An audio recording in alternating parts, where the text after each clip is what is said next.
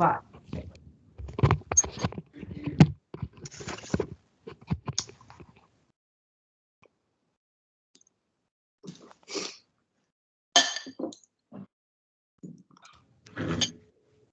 C'est bon. Excuse-moi, Caroline, je viens tout juste de couper ton micro. Merci. Bonjour à tous, bienvenue au Midi de la recherche. Mon nom est Caroline Aubé, je suis la directrice de la recherche et du transfert à HEC. J'aurai le plaisir aujourd'hui d'animer notre discussion sur le thème de la transformation numérique.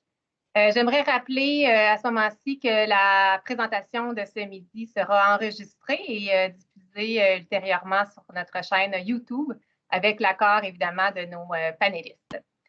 Donc, aujourd'hui, nous aurons l'occasion d'échanger avec 3 professeurs de HEC, du département de technologie de l'information, qui sont spécialisés en transformation numérique. Donc, tout d'abord, le professeur Grégory Vial, qui a publié plusieurs articles très intéressants sur le thème de la transformation numérique et qui enseigne aussi cette thématique dans différents programmes de l'école, à la MSC notamment, mais aussi à l'école des dirigeants.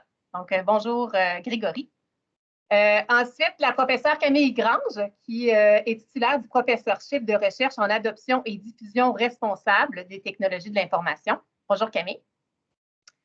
Et enfin, le professeur Stéphane Tams, qui est directeur du groupe de recherche en système d'information et titulaire du professeurship de recherche en technologie et vieillissement. Donc, merci à vous 3 d'avoir accepté notre invitation. Durant la prochaine heure, Camille, Grégory et Stéphane vont nous parler de leur recherche et de leur expérience à titre de chercheurs dans le domaine de la transformation numérique. Et ensuite, comme nous en avons l'habitude, on réservera une quinzaine de minutes pour que vous puissiez interagir directement avec les panélistes. Donc, posez vos questions, vous pourrez les écrire dans la fenêtre de clavardage ou lever votre main virtuelle. Et c'est notre collègue Awa Diallo de la Direction de la recherche et du transfert qui pourra prendre vos questions à ce moment-là. Donc, allons-y avec une première question, si vous le voulez bien. Donc, comme je l'évoquais il y a quelques instants, la transformation numérique est un enjeu de premier plan pour les organisations et pour la société. Mais c'est aussi une thématique large. Donc, chacun d'entre vous, chers panélistes, travaillez sur cette thématique avec des regards un peu différents. Donc, pour mettre la table, pourriez-vous nous résumer, nous vulgariser la thématique principale de votre programmation et, si vous le souhaitez, l'illustrer avec un exemple de recherche récente.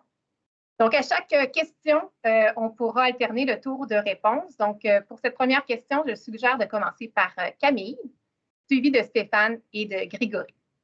À toi la parole, Camille. Est-ce que vous m'entendez? Très bien. OK, parfait. Mais merci beaucoup, Caroline, Sophie, puis à toute l'équipe pour l'invitation et nous permettre de venir échanger avec nos collègues sur nos thématiques de recherche. C'est vraiment très apprécié. Alors moi, mes projets de recherche, ceux qui accaparent le plus de mon attention en ce moment, ce sont des projets qui portent sur l'adoption et la diffusion des technologies de l'information et notamment souvent les technologies de l'information qui sont controversées, souvent émergentes. Alors, vous pouvez me dire, mais comment est-ce que c'est relié à la transformation numérique? Pour vous placer un peu les choses, moi, de ma perspective, les discussions autour de la transformation numérique, souvent, elles sont accaparées par 2 sujets distincts. Alors, on parle souvent des développements technologiques en soi, puis des impacts potentiels qui sont craints ou espérés, données massives, 5G, 5G, info nuagique, intelligence artificielle, chaîne de blocs, on a plein de buzzwords, on en a tout plein. Alors, on parle souvent de ces développements technologiques-là.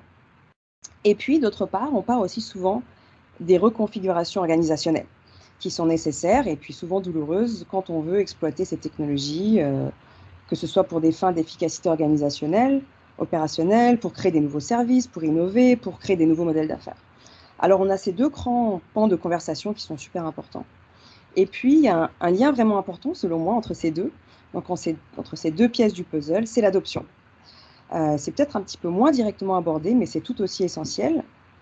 Et quand je parle d'adoption, je fais référence à l'adoption au niveau organisationnel, donc les organisations qui décident de designer, de mettre sur le marché, de déployer à l'interne ou pour leurs clients des technologies.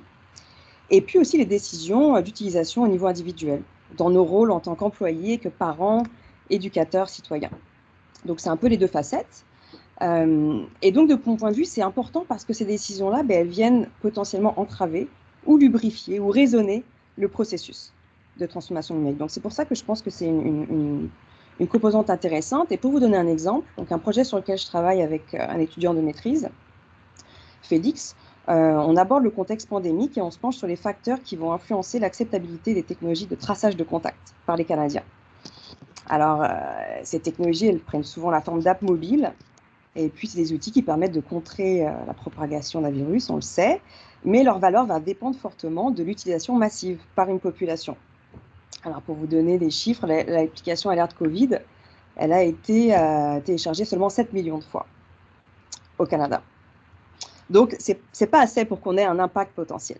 Mais bref, donc nous, on s'intéresse aux facteurs qui viennent entraver l'acceptabilité ou qui viennent favoriser l'acceptabilité sans vraiment se positionner sur le fait que l'acceptabilité soit bonne ou mauvaise, mais on essaie de mieux comprendre ce processus-là pour éventuellement générer des résultats pour que les personnes en charge de déployer ces technologies, nos gouvernements en l'occurrence pour les applications de traçage, puissent savoir si c'est une bonne chose de déployer ces technologies-là et quels sont les facteurs qui vont favoriser ou pas leur acceptabilité par la population. Donc, c'est un petit peu ça sur lequel je m'intéresse en ce moment.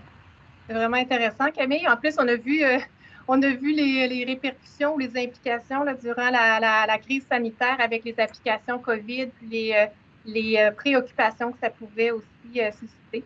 Merci. Tout à fait. Merci. Très intéressant. Donc, ensuite, on peut poursuivre avec Stéphane.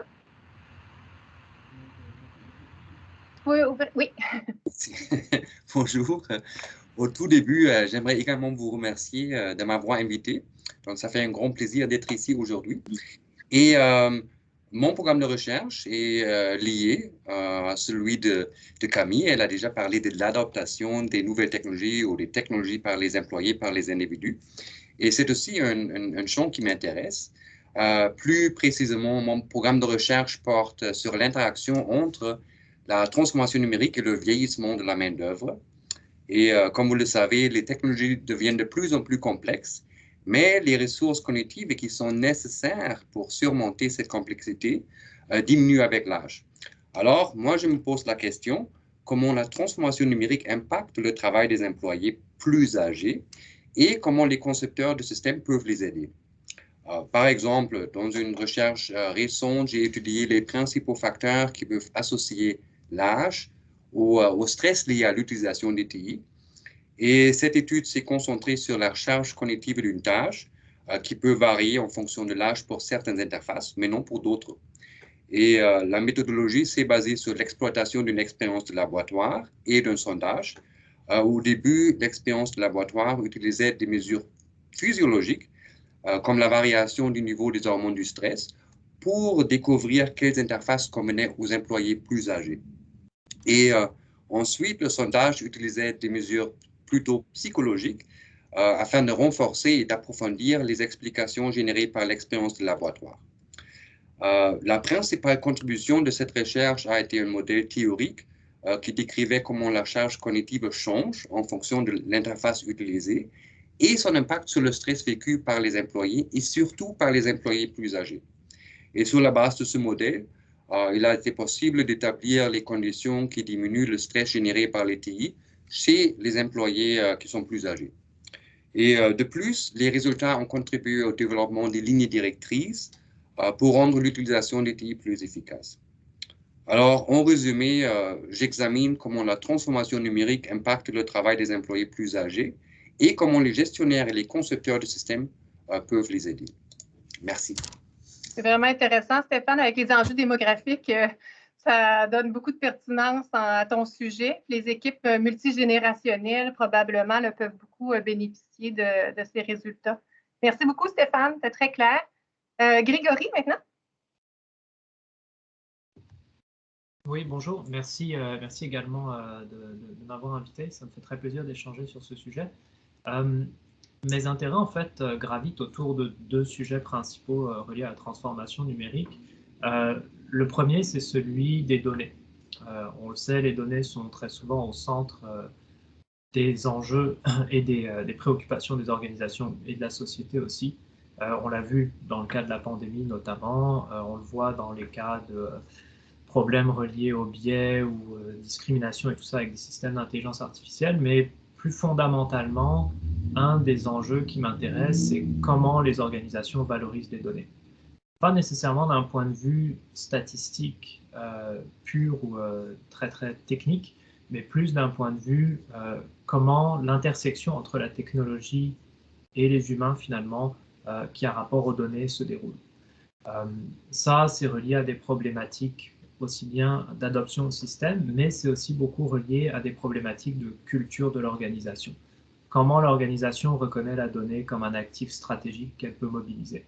Ça implique souvent des changements dans des organisations et des environnements dans lesquels la donnée était toujours présente, mais n'était pas valorisée en tant que telle. C'était plus vu comme un sous-produit des opérations et non pas vraiment comme un intrant qu'on pouvait valoriser et qu'on pouvait utiliser pour créer de la nouvelle valeur en utilisant des techniques, par exemple, d'analytique ou d'intelligence artificielle. Donc ça, c'est la première problématique qui m'intéresse, sur laquelle je travaille notamment avec une étudiante en maîtrise qui étudie la culture de l'information, Jenna, et son utilisation dans les organisations. C'est aussi des problématiques que je regarde avec des collègues par rapport aux projets d'intelligence artificielle et comment la nature même de ces projets-là et le rôle central des données dans ces projets-là change un petit peu la portée et la nature de ces projets qui sont a priori vus comme des projets technologiques, mais qui sont différents des projets de développement traditionnels en fait, parce que les données ont un rôle particulier à jouer dans ces projets-là. Le deuxième volet qui m'intéresse beaucoup, qui est plus relié en fait à mon background professionnel avant ma carrière académique, c'est le développement de systèmes en général. Là encore, tout ce qui est logiciel est au centre de la transformation numérique dans beaucoup d'organisations. C'est beaucoup des produits ou des services qui sont générés puis qui sont maintenus par des organisations pour supporter leur transformation ou pour la mettre en place. Et ce qu'on voit beaucoup, c'est le développement de nouvelles approches, mais aussi un certain niveau de complexité accrue relié à tout ce qui est développement logiciel, notamment dans la perspective de réutilisation de logiciels. C'est un sujet qui m'intéresse beaucoup en ce moment. L'idée que beaucoup des produits qu'on utilise sont bâtis comme des assemblages de produits logiciels existants qu'on recombine pour créer des solutions innovantes. Ça, c'est quelque chose qui est un vrai moteur de la transformation numérique parce que ça permet de développer des produits très rapidement. En même temps, il y a des enjeux reliés à ça. Bon, vous avez peut-être vu dans les nouvelles récentes des enjeux reliés aux vulnérabilités de certains logiciels qui sont inclus dans d'autres logiciels, par exemple. Donc, ça soulève des problématiques qui sont nouvelles par rapport au développement de systèmes ou qui étaient beaucoup sous-représentées par le passé. Mais avec l'explosion de ces techniques de combinaison qu'on utilise pour créer du logiciel, ça devient de plus en plus important. Donc ça, c'est un petit peu les deux pans de la recherche sur lesquels je me penche en ce moment pour la transformation numérique. Très intéressant. Merci, Grégory. C'est intéressant de voir comment aussi vos recherches sont complémentaires, vos programmations de recherche sont complémentaires les unes avec les autres. Cette combinaison de logiciels-là pose certainement plusieurs enjeux, mais aussi ce que tu étudies en termes de culture organisationnelle, donc avec une vision plus systémique, c'est le fait que la valorisation des données, ça s'inscrit dans des changements parfois de valeur, voire de paradigme aussi dans les organisations. Donc, très intéressant. Merci, Grégory. Je vais passer à la deuxième question. Donc, et cette deuxième question est plus personnelle. Elle vous concerne vous comme chercheur. Donc, est-ce que vous pouvez nous parler des raisons qui vous ont amené à vous intéresser à vos programmations de recherche respectives dans le domaine de la transformation numérique? Puis maintenant, vous êtes des chercheurs chevronnés dans ce domaine. Qu'est-ce qui vous incite à continuer dans cette voie-là? Donc, on peut alterner le tour de parole pour cette question en débutant par Stéphane, suivi de Grégory et de Camille. Merci, Caroline. C'est une excellente question. Bon, comme vous le savez, il y a tellement de potentiel pour améliorer le fonctionnement des organisations. C'est vraiment surtout cela, la raison principale pour laquelle je m'intéresse à ce thème. Peu importe si on parle des vieilles technologies comme les systèmes intégrés de gestion ou des nouvelles tendances comme l'apprentissage machine, il y a un potentiel énorme pour révolutionner le fonctionnement des organisations. Par exemple, l'apprentissage machine peut être intégré dans les processus d'affaires afin de réinventer la prise de décision en entreprise. Les voice assistants peuvent changer radicalement le travail du savoir, etc. Alors, il y a beaucoup de potentiel que je trouve très intéressant. Personnellement, j'ai également vu chez mes grands-parents à quel point les TI avaient du potentiel pour faciliter leur vie, mais en même temps, à quel point les systèmes étaient aussi difficiles pour eux. Et cette expérience me motive également. Et évidemment, l'évolution rapide des TI conduit à des changements continus dans les organisations. Et ces changements continus liés à la technologie, ça aussi rend l'étude de la transformation numérique encore plus importante et plus intéressante pour moi. En même temps, j'ai travaillé dans une organisation à un moment donné où j'ai remarqué à quel point la TI peut être un frein au développement de l'organisation et au potentiel de faire un profit sur le marché de l'organisation si la TI n'est pas bien exploitée. Ça aussi m'a motivé. Donc, une expérience pratique que j'ai eue dans le domaine. Alors, ce sont les raisons principales pour lesquelles ça m'intéresse beaucoup. Ça fait beaucoup de sens, ça. Donc, on voit, là, ça prend racine là, dans des observations aussi dans la vie de tous les jours de l'importance de s'attarder à cette thématique-là. Merci, Stéphane. Ensuite, on peut écouter Grégory. Oui, merci. En fait, moi, mon intérêt initial pour la transformation numérique, il part d'une conversation avec Suzanne Rivard, dans laquelle j'ai eu le bonheur ou le malheur, je ne sais pas, de poser la question, mais c'est quoi la transformation numérique? Et ça a parti une réflexion qui dure encore aujourd'hui sur comment on approche ce sujet-là, ce concept qui est un petit peu livré à toutes les sauces, hein, qui prend différentes formes. Et ça, c'est une certaine curiosité finalement qu'on a tous comme chercheurs quand on s'attaque à un sujet. Il y a une curiosité qui nous amène à creuser plus loin. Donc ça, c'est un petit peu le point de départ. Maintenant, pour ce qui est de la partie que je mentionnais tout à l'heure, moi, j'ai une expérience professionnelle auparavant dans justement modélisation, gestion de données. Et j'ai toujours vu le rôle des données comme étant quelque chose de très important, mais dans beaucoup d'organisations, c'est quelque chose qui était sous-évalué et qu'elles essayent de rattraper beaucoup maintenant. Donc il y a un gros intérêt personnel que j'ai par rapport à des choses qui m'ont toujours intéressé, et au niveau du logiciel aussi, en fait. Je pense qu'il y a une curiosité par rapport à ces éléments-là. On voit énormément de développements qui se font, et il y a une rapidité d'innovation qui est, je trouve, extrêmement motivante aussi, parce que les choses évoluent à une telle vitesse qu'il y a toujours quelque chose de nouveau à découvrir. Puis ça, je trouve ça très intéressant. C'est difficile, parce que c'est un défi de garder la tête hors de l'eau, hein, pour voir un petit peu où on en est, puis d'essayer de prendre un snapshot de la situation à un moment donné. Mais en même temps, ça rend les choses extrêmement, je pense, extrêmement motivantes, puis c'est très enrichissant. Merci, très stimulant intellectuellement, sans aucun doute. Et on retient aussi la contribution et l'inspiration de Suzanne, qui en a inspiré plusieurs aussi de nos collègues, moi également, là, à plusieurs égards. Merci, Grégory. Camille? Et moi aussi, je vais revenir un petit peu dans le temps, peut-être un petit peu plus loin. Mais moi, je suis un produit de l'école, comme Grégory, par ailleurs. Et moi, j'ai fait ma MSc ici au début des années 2000. Alors, et c'est sûr que cette expérience a été super déterminante. Pour moi, je suis née en tant que chercheur à l'école et je m'y développe maintenant.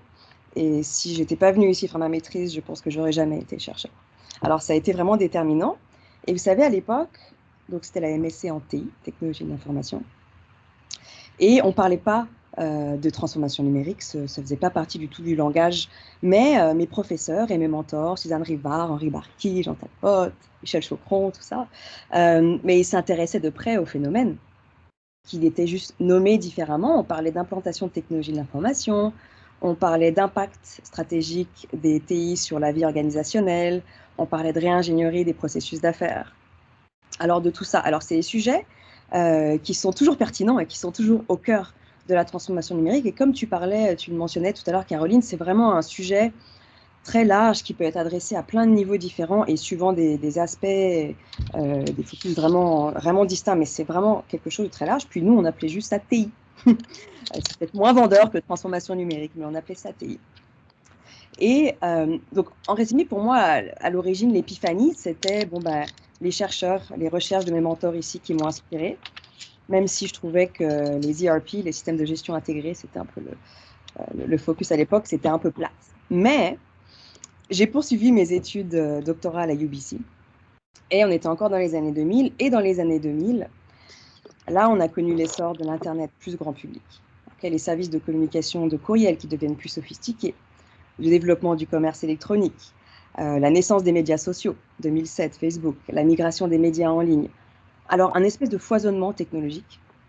Donc ça a été le contexte de ma réalité quand j'ai commencé à faire de la recherche, quand j'ai fait mon doctorat. Et je pense que c'est assez clair que le fait que ces phénomènes soient devenus plus accessibles, plus répandus, plus concrets, parce qu'on y est exposé en tant qu'individu dans notre travail ou dans notre vie de tous les jours.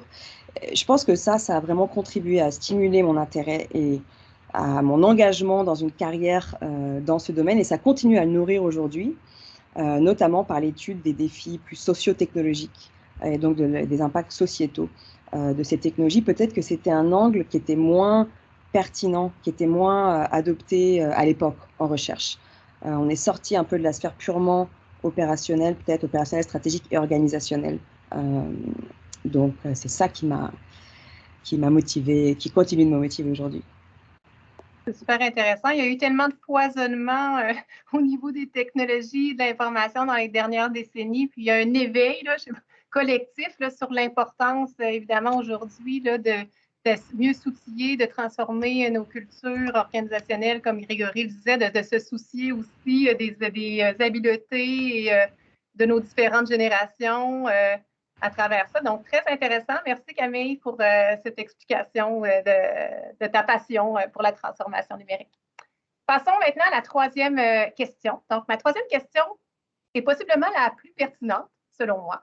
Donc, elle concerne l'impact qu'ont eu vos recherches ou que vous souhaiteriez que vos recherches aient dans le futur. Donc, un impact qui peut être large, qui peut être sur nos étudiants, qui peut être sur les organisations ou la société. Donc, avec du recul et jusqu'à maintenant, de quoi êtes-vous le plus fier? Maintenant, je vous propose qu'on commence par Grégory, suivi de Camille et de Stéphane. Fier est un bien grand mot.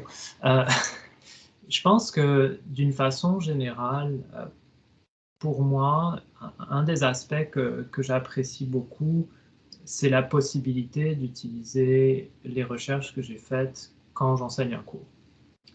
Pas nécessairement du point de vue de demander à des étudiants de lire un article, par exemple, mais d'être capable d'utiliser le travail qu'on fait comme étant une base commune pour une discussion.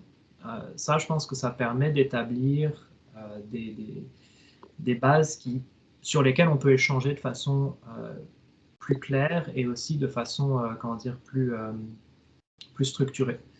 Notamment quand on parle de transformation numérique, parce que ça peut partir dans beaucoup de directions différentes. Donc on est capable d'orienter la conversation sur c'est quoi le type de réponse que l'organisation peut faire, le type de barrières qu'elle peut rencontrer, les impacts à différents niveaux d'analyse par exemple. Puis ça fait partie, quand j'ai commencé à m'intéresser à ce sujet-là, ça fait partie des choses qui m'intéressaient, c'était de comprendre le concept, puis d'offrir une vue du concept basée sur ce que la littérature offrait. Donc ça c'est quelque chose que moi je trouve intéressant parce que on s'en sert dans les cours de transformation numérique qu'on enseigne, puis je trouve que ça a une portée qui m'intéresse beaucoup parce que du coup, ça sort du domaine de la recherche pure.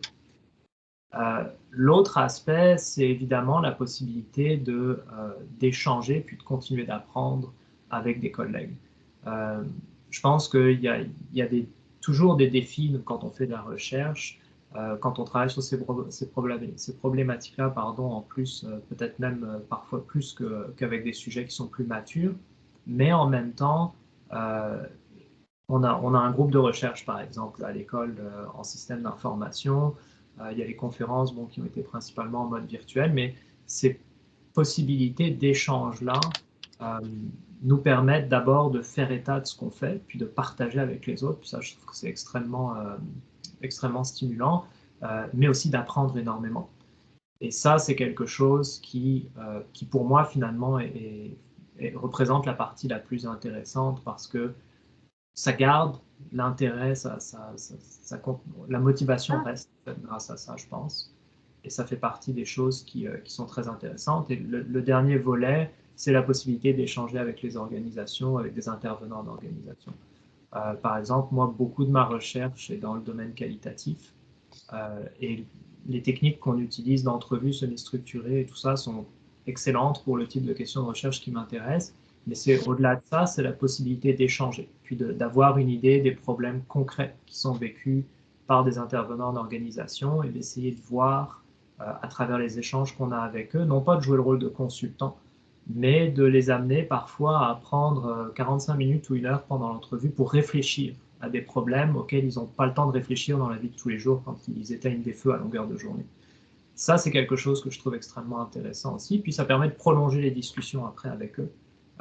Encore une fois, pas dans une optique de consultation ou de résolution de problèmes, mais plus de poser des questions qui vont susciter une réflexion chez les gens. Je pense que ça, c'est assez intéressant aussi.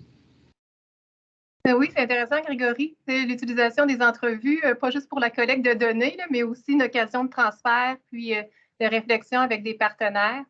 J'ai aimé aussi ton commentaire avec les collègues, bien sûr, mais aussi avec les étudiants, puis de ne pas sous-estimer la portée qu'on peut avoir en transmettant finalement les résultats de nos recherches aux étudiants qui se retrouvent finalement après dans une diversité d'organisations. Merci. Très pertinent. Camille?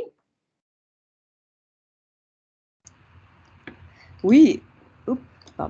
Mais juste pour revenir sur ce que Grégory mentionnait sur l'importance d'avoir un cadre commun avec lequel discuter de la transformation numérique.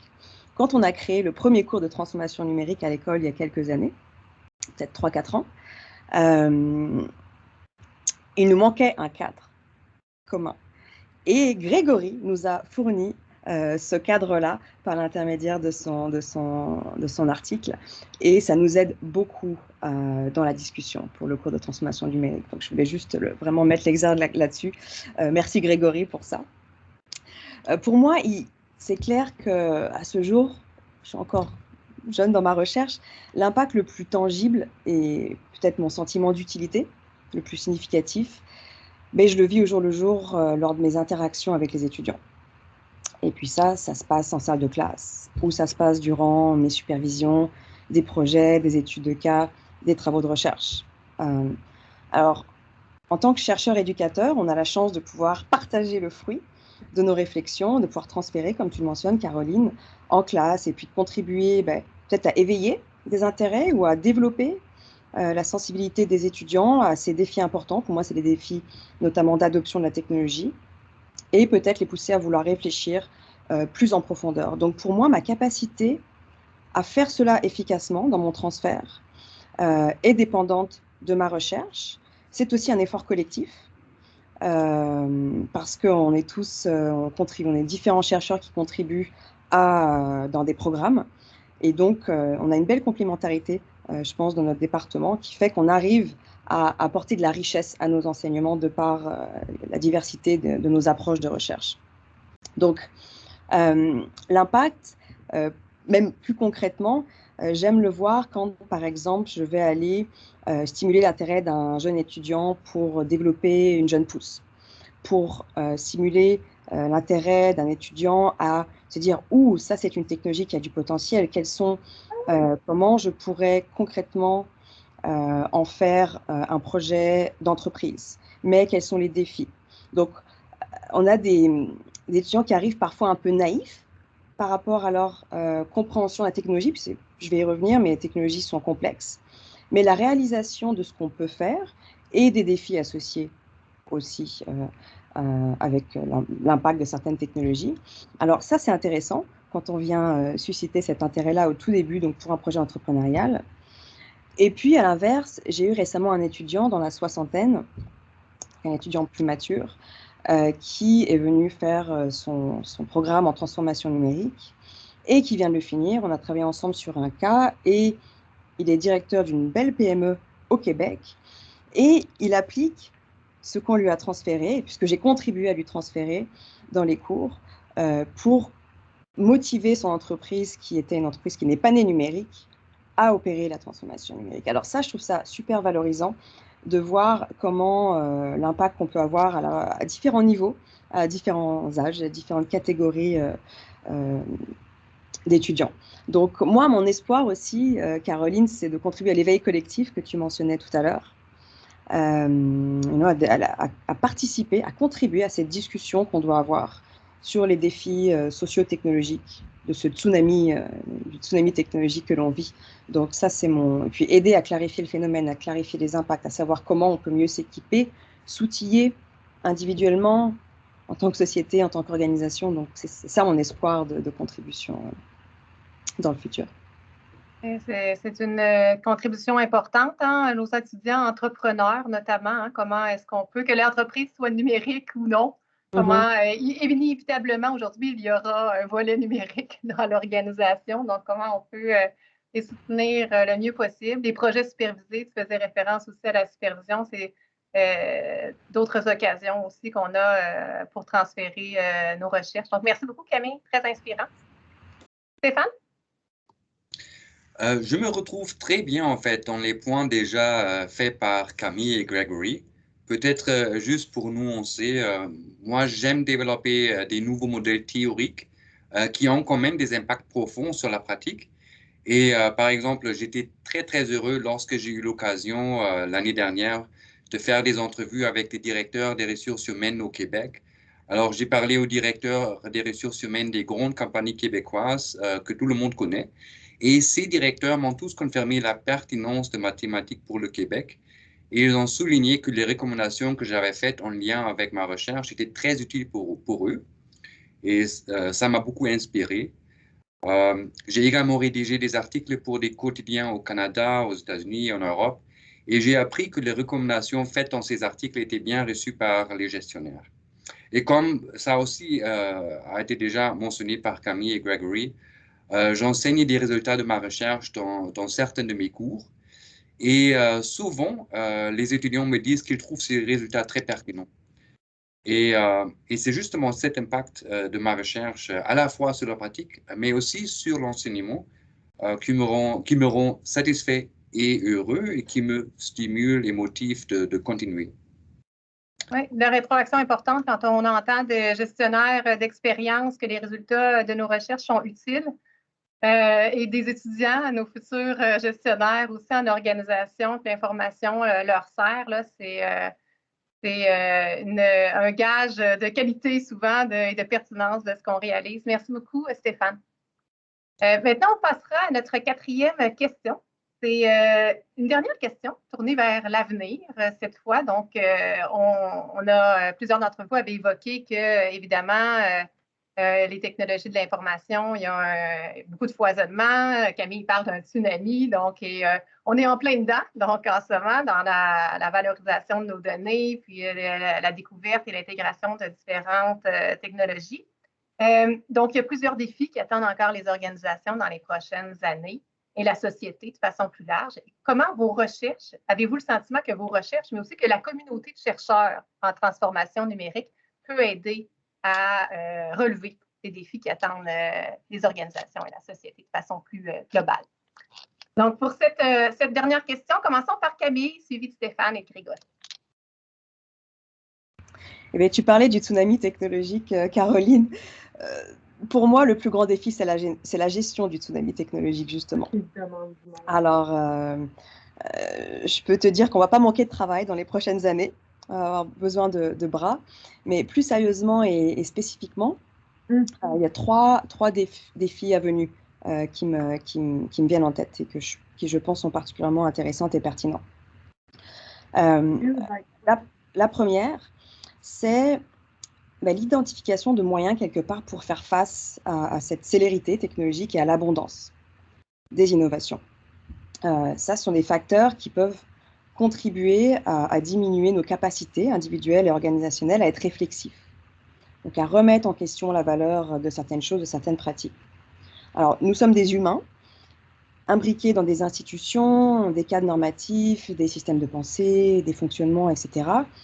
Et par conséquent, ajuster, nous, nos processus et nos modes de gouvernance, ça prend du temps et ça prend beaucoup de travail. Donc, il y a comme un défi de décalage de rythme. Et puis aussi des incitatifs qui sont peut-être pas forcément productifs, de faire les choses rapidement et avec une vision qui peut être court-termiste, plutôt que d'adopter des positions qui soient peut-être plus prudentes, plus raisonnées. Donc, trouver un équilibre, c'est difficile. On ne veut pas être en retard, on ne veut pas manquer des opportunités, on veut innover, mais on ne veut pas faire des choix coûteux qui ne soient pas bons et qui aillent à l'encontre des objectifs ou des valeurs. Puis, je pense qu'on le vit en tant qu'organisation à HEC Montréal. On sait par exemple que l'enseignement à distance est un potentiel, une opportunité, mais à quel rythme on y va, comment, c'est difficile.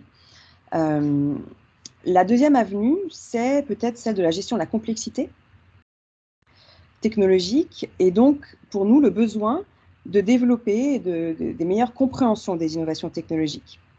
Alors, j'en ai parlé un petit peu tout à l'heure, mais robotisation des processus, intelligence artificielle, chaîne de blocs, tout ça, ce sont des termes qui sont vagues, qui sont repris de manière différente dans différentes communautés scientifiques. Et puis, quand on arrive au niveau même gestionnaire et individuel, ben là, ça veut tout dire et ne rien dire. Alors, il y a un défi pour nous, et je pense une contribution importante, de contribuer à clarifier, vulgariser, oui, mais clarifier, on a comme un impératif de clarté pour avoir une meilleure compréhension de la nature de ces technologies et évidemment de leurs bénéfices potentiels et de leurs risques potentiels. Et puis ça, pour nos étudiants, pour nos gestionnaires, nous, en tant que chercheurs et éducateurs, c'est important qu'on fasse face à cette complexité. Et puis, la troisième, c'est peut-être une dérivée des deux premières, c'est un peu l'étude de nos relations ambivalentes aux technologies. Un peu la relation qu'on peut avoir amour-haine peut-être, et l'hétérogénéité de cette relation dans la société, que ce soit à travers des groupes d'âge, que ce soit à travers des groupes sociétaux, peu importe. Mais donc, la gestion de cette ambivalence et de cette hétérogénéité est selon moi aussi une avenue importante de recherche. Intéressant, Camille. Les organisations ne veulent pas rater, entre guillemets, leur virage technologique. Ça crée un sentiment d'urgence, puis peut-être parfois des décisions précipitées. Donc, je trouve très intéressant là, cette réflexion sur la capacité d'amener les organisations à prendre peut-être un peu de recul, développer leur sens critique, puis pour optimiser leur capacité à faire les meilleurs choix. Très sur intéressant sur le plus long terme. Oui. Merci beaucoup, très intéressant. Passons maintenant à Stéphane. Merci Caroline. Pour moi, donc, un défi clairement est lié à au vieillissement de la main-d'œuvre dont j'ai déjà parlé, mais j'aimerais au tout début parler de quelque chose d'autre. Et donc, un autre défi qui m'intéresse en particulier aussi est l'intégration de l'apprentissage machine dans les processus d'affaires des organisations. Et ça m'intéresse parce que j'enseigne les processus d'affaires à nos étudiants à l'MSC. Et en même temps, c'est un défi important parce que cette intégration reste assez rudimentaire. Il y a beaucoup de potentiel et beaucoup de manières différentes pour profiter de l'apprentissage machine dans les processus des organisations. Mais jusqu'à maintenant, très peu d'entreprises font un bon usage de cette technologie dans leur processus d'affaires. Alors, par exemple, un défi lié à l'intégration des voice assistants dans les processus, où cette technologie pourrait, premièrement, bien sûr, être utilisée pour communiquer plus clairement dans les équipes multilingues, mais elle pourrait également être utile pour la gestion du temps, le suivi des tâches et responsabilités, pour l'analyse des données, etc. Alors, il y a beaucoup de potentiel. Un autre élément intégré dans les processus d'affaires, c'est la blockchain ou la chaîne de blocs. Premièrement, bien sûr, il y a des inconvénients, mais il y a aussi beaucoup de potentiel. Par exemple, on peut créer des smart contracts afin de mieux intégrer les processus à travers plusieurs organisations. Et ça peut aider à enlever beaucoup de freins qu'on a vus dans le passé dans ce type de processus. Et pour mieux intégrer la chaîne de blocs dans les processus, par exemple, les recherches devront être faites qui se concentrent sur les nouvelles méthodes d'analyse et d'ingénierie des processus qui sont justement basées sur cette nouvelle technologie, sur la chaîne de blocs. Alors, on devrait étudier comment les processus basés sur la blockchain peuvent être spécifiés et déployés. De plus, on devrait mieux comprendre l'impact des chaînes de blocs sur la stratégie et la gouvernance des entreprises, en particulier en ce qui concerne les nouveaux modèles d'affaires et de gouvernance. Et alors, par exemple, on devrait étudier quels processus d'affaires pourraient être organisés différemment en utilisant les blockchains et avec quelles conséquences. Et alors, ce sont quelques sujets qui m'intéressent, que je trouve importants, qui sont aussi liés au cours que je donne ou qui sont justement liés au cours que je donne. Mais en lien avec ma recherche aussi, il y a des défis importants. Et on sait que la technologie évolue d'une manière très rapide. Et alors, le travail, surtout le travail du savoir, ça demande lifelong learning and adaptation. Et c'est justement ça, l'habilité qui devient très difficile pour les employés plus âgés. Alors, lorsqu'on est plus âgé, c'est encore beaucoup plus difficile de faire cette lifelong learning and adaptation à cause de certaines habiletés qui diminuent rapidement avec l'âge. Et comme fluid intelligence, par exemple. Et alors, ça, c'est un autre défi. Premièrement, quels sont les mécanismes qui peuvent expliquer pourquoi lifelong learning and adaptation devient plus difficile? Mais qu'est-ce qu'on peut dire aux gestionnaires et aux concepteurs de systèmes pour aider les employés âgés à continuer d'apprendre sur les nouvelles fonctionnalités, les nouvelles technologies, etc., même si certaines habiletés diminuent avec l'âge? Alors, ça, c'est un autre défi qui m'intéresse beaucoup. Ah oui, tout un défi, hein? Puis la recherche dans ce domaine-là va être très utile parce que nos équipes vont être intergénérationnelles pour encore bien des années. Donc, il faut penser aux besoins de ces différentes générations. Merci beaucoup, Stéphane. Très pertinent. Grégory. Oui, alors, il y a plusieurs défis que j'entrevois. Certains ont été mentionnés par Camille et Stéphane. Le premier défi que je vois de façon assez significative, beaucoup dans des plus petites entreprises peut-être ou celles qui ont moins de ressources, c'est celui de la complexité technologique. Il y a 10-15 ans, le nombre de solutions disponibles pour faire réaliser une tâche ou contribuer à la réalisation d'un processus était relativement limité. Maintenant, il y a plein de façons différentes, plein de solutions différentes, et à l'intérieur même de ça, plein de fournisseurs différents. Bref, le panel de choix qui est disponible est énorme, et il y a beaucoup de variations dans les caractéristiques des différentes solutions qui font que c'est très difficile de dire à une personne d'être capable de choisir la bonne solution. C'est beaucoup plus souvent, on voit une espèce d'hyper-spécialisation dans différents domaines qui font que dans des grosses entreprises, on est capable d'avoir de dresser un bon portrait d'une situation, puis d'aller chercher la bonne solution. Dans les entreprises plus petites, on a souvent plus de difficultés à cerner ces enjeux-là. On veut pas perdre, on veut prendre le train en marche, là. On veut surtout pas prendre de retard, puis la pandémie a certainement pas aidé à ralentir cette tendance-là. Mais le résultat de ça, effectivement, comme a dit Camille, c'est qu'on peut faire des choix avec des impacts peut-être bénéfiques à court terme, mais sans avoir pris en compte des éléments à plus long terme. Donc si je prends le domaine des données, par exemple, les questions de gouvernance de données qui sont de plus en plus importantes vont faire en sorte que dans plusieurs entreprises, en ce moment, on commence à se poser des questions très importantes là-dessus, parce qu'on réalise que c'est pas la disponibilité des données elle-même n'est pas suffisante pour garantir l'atteinte de bénéfices à long terme, même si à court terme, on serait capable de faire quelque chose avec, par exemple. Donc, je pense que la complexité est quelque chose de très important et qui a tendance à s'accélérer aussi. Puis je le vois au niveau même logiciel, hein, le nombre de solutions disponibles, la complexité au niveau de la réutilisation logicielle, c'est quelque chose qui augmente beaucoup aussi.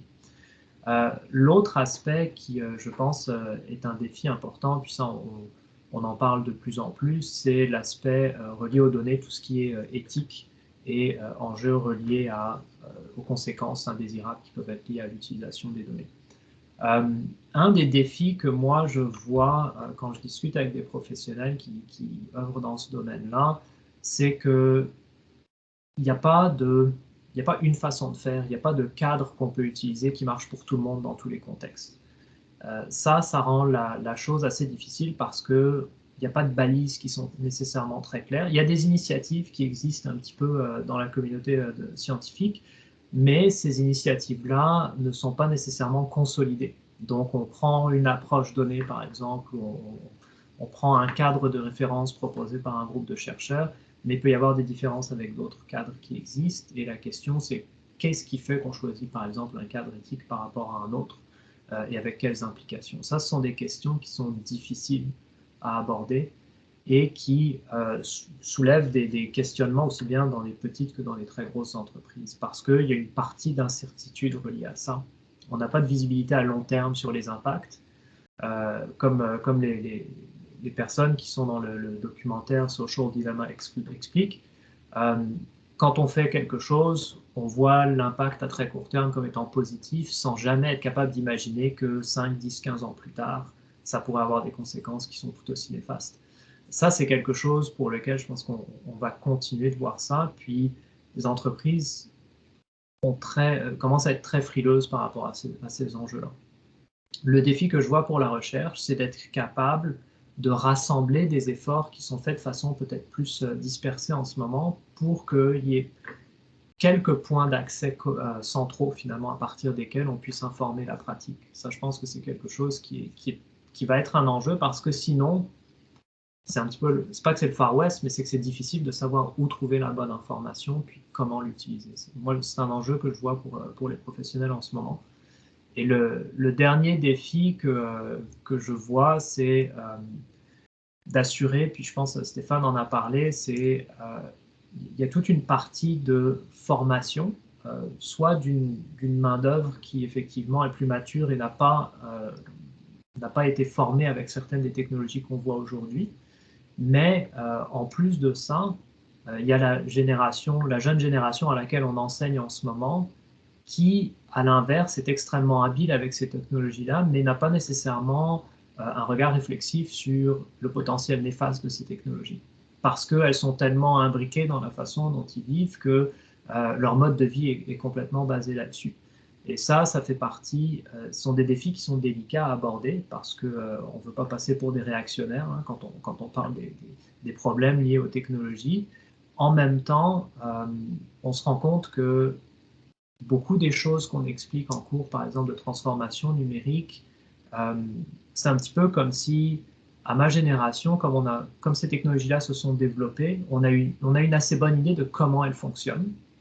Mais dans les générations plus jeunes pour lesquelles on tient pour acquis l'existence de ces technologies, comment elles fonctionnent n'est pas tellement important. Ce qui compte, c'est ce qu'on est capable de faire. Donc certaines des implications de ces technologies-là, il n'y a pas nécessairement une grande visibilité dessus. Et ça, je pense que c'est un défi aussi parce que souvent, quand on enseigne en transformation numérique, on explique certains des impacts indésirables qui peuvent être associés à ces technologies et les étudiants n'en ont pas nécessairement conscience, alors que ce sont les premiers utilisateurs de ces technologies-là.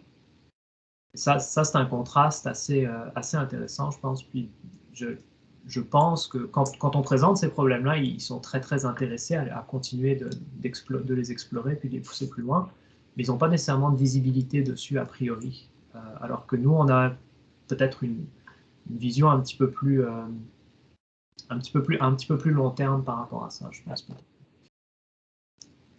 Merci. Grégory, c'est une réflexion qui est très importante. D'une part, en amont, tu peux nous parler des certains enjeux de ressources là, au niveau des PME, notamment. Là, je pense que pour opérer le virage numérique, on n'est pas tous à armes égales là, dans les organisations. Donc, comment est-ce qu'on peut mieux accompagner les organisations dont les ressources sont plus limitées? Puis toute ta réflexion sur l'éthique me paraît tellement importante aussi. Puis je regardais Stéphane et Camille là, qui semblent abonder aussi dans le même sens que toi. Donc, comment est-ce qu'on peut aider à avoir un regard critique aussi, puis à réaliser les bons côtés, mais peut-être aussi certaines fois les risques potentiels associés à l'utilisation à plus long terme de certaines technologies. Très inspirant. Merci à tous les trois. Nous disposons d'un peu de temps pour prendre des questions des participants. Donc, comme je l'évoquais au début de notre activité, vous pouvez inscrire vos questions dans la fenêtre de clavardage. pouvez aussi, si vous le préférez, lever votre main virtuelle et Awa Diallo, notre collègue, pourra lire les questions ou vous donner la parole. Donc, je suis certaine que vous avez suscité beaucoup de réflexions chez chacun. Donc, je vois déjà une main levée, mais je laisse Awa. Oui, donc on a une question de Sophie Briand. Oui, bien, merci beaucoup pour la présentation qui était très, très, très pertinente. Moi, j'ai une question que je vais poser à Camille, mais peut-être que les deux autres panélistes pourront répondre. C'est au niveau de quand vous parlez d'applications, des applications finalement mobiles qu'on peut installer sur nos téléphones ou dans nos ordinateurs. Moi, je parle plus au téléphone, puis vous parlez de la COVID, entre autres. Est-ce que vous avez évalué l'impact social de la part des gens de mettre des données confidentielles sur ces applications-là? Donc, il y a tout un enjeu. Les gens, moi, j'ai pas ce problème-là, j'ai rien à cacher, mais il y a des gens quand même qui ont peur. Donc, je me demandais si vous aviez évalué cet aspect-là. Merci. Sophie, tu as lu notre recherche. C'est pas possible. Écoute, on a deux grandes catégories de facteurs qu'on regarde en ce qui concerne l'acceptabilité de ces applications de traçage de contacts. Et parmi les facteurs barrières, on se concentre justement sur l'incertitude vis-à-vis des données, de l'utilisation des données personnelles, en fait de la collecte, du stockage et de l'utilisation. Okay, donc il y a trois cibles d'incertitude que la théorie nous dit qu'on peut avoir par rapport à l'utilisation des données, c'est-à-dire quelles données vont être collectées au départ quand j'installe l'application, mais aussi quand je l'utilise. Vous savez, les technologies de traçage de contact utilisent des technologies qui permettent de me localiser et de localiser les personnes avec qui je suis en contact. Comment elles sont stockées? Est-ce qu'il y a des protections de mes données qui sont stockées? Et puis, comment elles sont utilisées, partagées ou utilisées? Alors ça, Sophie, c'est des considérations qui sont complètement centrales, en effet. Et c'est une barrière super importante. L'incertitude de vie privée, pas juste le concern, l'inquiétude, mais c'est l'incertitude que ça génère. Il y a comme une asymétrie d'information qui se crée quand on est utilisateur et qu'on se dit est-ce que je vais utiliser cette application ou ce produit numérique. Je suis pas trop sûre, je peux être pas trop sûre en la fiabilité, par exemple, de mon gouvernement ou de l'entité qui est responsable, qui sponsorise l'application. Je peux avoir des doutes sur le produit en tant que tel, est-ce que l'application va être performante ou pas.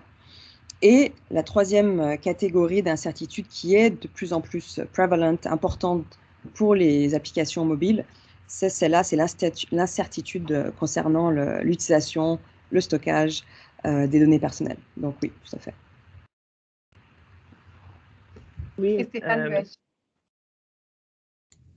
Merci Camille. J'aimerais juste rajouter un point. Donc, Sophie, la question que tu as posée est vraiment très, très pertinente. Moi, je n'ai pas fait la recherche là-dessus, mais j'ai eu la chance d'évaluer plusieurs manuscrits sur ce sujet. Et comme tu as proposé, la confidentialité et la vie privée des utilisateurs étaient vraiment l'un des facteurs principaux qui sont ressortis de tous ces manuscrits. Alors, c'est vraiment un facteur très, très important, une très bonne question que tu as posée. Grégory. Ouais, peut-être juste pour ajouter là-dessus, il y a un aspect aussi important qui est intéressant à voir là-dedans, c'est que d'un pays à l'autre, on va avoir des portraits très différents aussi. Il y a certains endroits, notamment en Europe occidentale, où il y a une incertitude reliée à la collecte et à l'utilisation des données qui est assez forte. Les gens n'ont pas un téléphone cellulaire, ils en ont deux, un pour le travail, un pour la maison parfois. Ça, c'est des situations qui sont très différentes de ce qu'on voit dans d'autres pays, comme au Canada, par exemple. Et je pense que de la même façon que dans le contexte de la pandémie, on veut informer, c'est pas toujours évident d'utiliser des résultats qu'on ferait dans une région géographique et de dire ça a marché à tel endroit, on va pouvoir les transposer ailleurs. Il y a des spécificités très particulières qui font qu'il y a une acceptabilité de ces technologies-là ou de ces pratiques-là qui va varier peut-être beaucoup d'un contexte à l'autre aussi. Merci. On a aussi une autre question de Madame Martineau.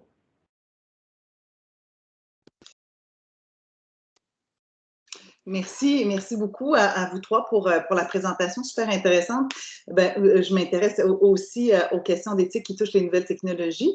Et puis, ce que je remarque beaucoup avec mes interactions avec l'industrie, avec les gens dans les milieux d'affaires, etc., c'est la grande difficulté de répondre à ces grands enjeux. Grégory, tu les as évoqués, les enjeux d'éthique, mais aussi Camille et Stéphane ont parlé d'acceptabilité aussi. Répondre à ces enjeux-là demande de travailler en interdisciplinarité, tant dans la pratique que dans la recherche. Et peut-être j'aurais aimé vous entendre sur les enjeux de l'interdisciplinarité dans vos recherches, puisque pour moi, c'est la grande barrière, je crois, pour arriver à répondre à ces enjeux très contemporains et très importants là, dans ces sujets de recherche.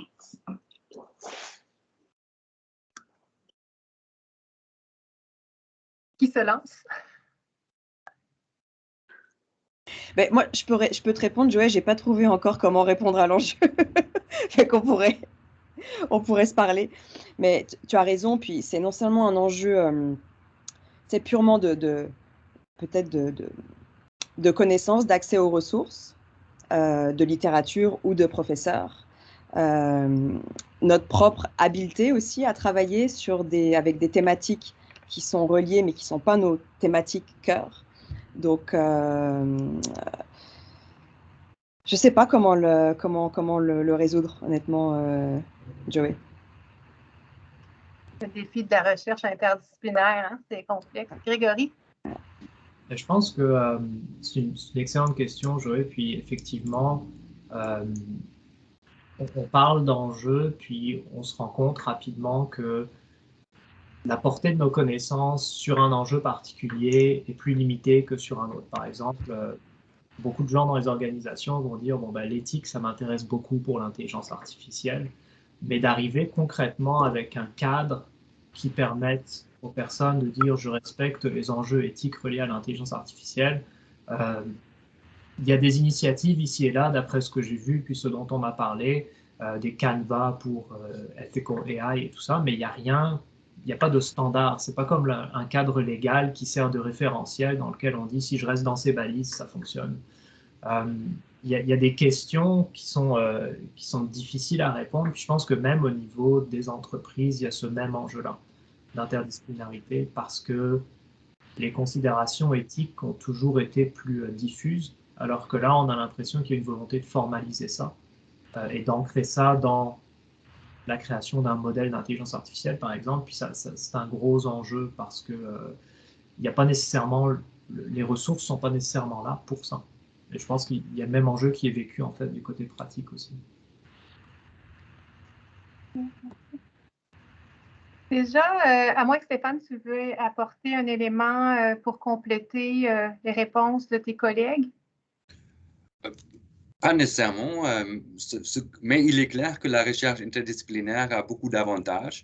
Moi, peut-être, je devrais envisager à la faire avec les gens en gérontologie, par exemple.